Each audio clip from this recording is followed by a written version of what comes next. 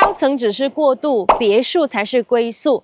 今日我哋睇一間別墅，單邊嘅別墅嚇。咁呢個業主之前買咧係200零萬嘅，今日160零萬就可以出售啦。就係我而家左手邊嘅呢一間單邊別墅啦。咁呢一個單位嘅門口咧就自帶有2個車位嘅。咁到時我哋可以登記自己嘅車牌咧，就可以泊喺自己屋企門口啦。咁我哋入去參觀下先啦。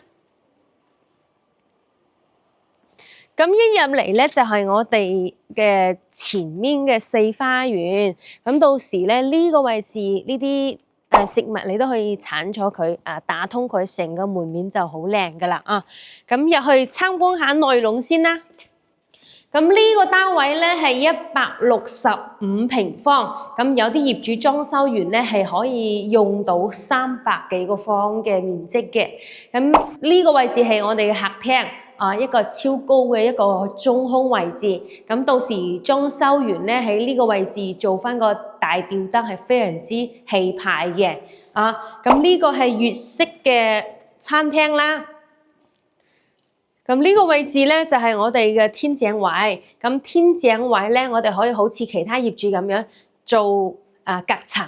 咁做完隔層之後咧，呢個位置可以利用翻打通同我哋嗰個廚房。咁到時呢個餐廳咧就好大噶啦。當然啦，我哋嘅廚房都非常之唔錯嘅，U字型嘅一個廚房位U字型嘅廚房位咧，咁如果你都仲覺得細嘅情況下咧，咁我哋嘅廚房咁一樣都可以推前少少，因為到時我哋呢個廳已經擴寬咗啦嘛。咁一樓咧都係擁有一個廁所嘅。咁呢個位置咧就係我哋1樓嘅洗手間嘅位置。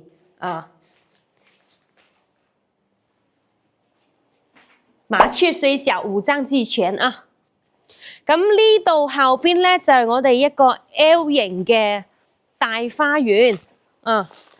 呢個花園非常之大噶，咁可以睇到我哋係連接埋我哋嘅啱先嗰個車位嗰個位置。咁到時我哋可以打咗呢幅牆好似其他業主咁樣做一個電動門。咁到時咧你就可以啲車又可以入晒嚟都 OK。咁有啲業主咧就喺後花園嗰度咧，做翻呢一啲即係種菜嘅位置睇你自己點諗啦。前面好似啲業主咁樣，有啲種菜，有啲種樹。咁呢一度咧係2層半。咁我哋依家係第1層，我哋上去2樓望一望。2樓咧目前係2間房，一個廁所。咁啱先我哋介紹嗰個位置咧，如果你喺呢個位置加咗層咧，咁就可以多咗1間房。咁同埋有啲業主喺呢個位置，佢基本上會打咗佢，跟住做翻一個玻璃，可以望到我哋中空個客廳位置。跟住睇下參觀下我哋2間房，2樓2間房，呢個第1間。跟住隔離仲有1間，景觀都唔錯嘅，就望翻我哋嘅花園嘅位置，係啦。跟住我哋2樓咧都係有一個洗手間嘅位置嘅。咁呢一個位置係我哋嘅洗手間啦。如果鍾意嘅話，你可以擴闊個房間都可以。咁3樓咧就係一個超大嘅主人房嘅位置。咁好似我哋樣板間咧，我哋呢度加咗層之後咧，就連通個設備平台，咁做咗一個超大嘅衣帽間加浴缸嘅。咁就睇你自己別墅想點樣設計。咁呢個咧係我哋嘅主人房呢個主人房都非常之大嘅。咁如果你鍾意嘅話咧，好似其他業主咁樣，天花嗰度都可以間翻我哋嘅閣樓到時整翻一個樓梯上去。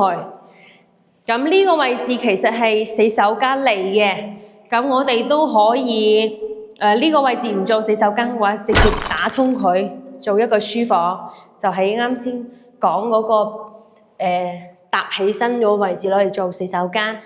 咁我哋別墅都有天台嘅呢個我哋嘅空中露台，呢個露台都幾大下。咁有啲業主咧就喺樓上呢度晾衫，就洗衣機乜嘢擺喺呢個位置啦。咁啱先我哋講打通過嚟做浴缸嘅位置咧，之前嘅樣板間喺呢個位置連通我哋嘅主人房，前面就做我哋嘅衣帽間，後邊呢度做咗超大嘅浴缸。咁到時睇你自己嘅設計啦。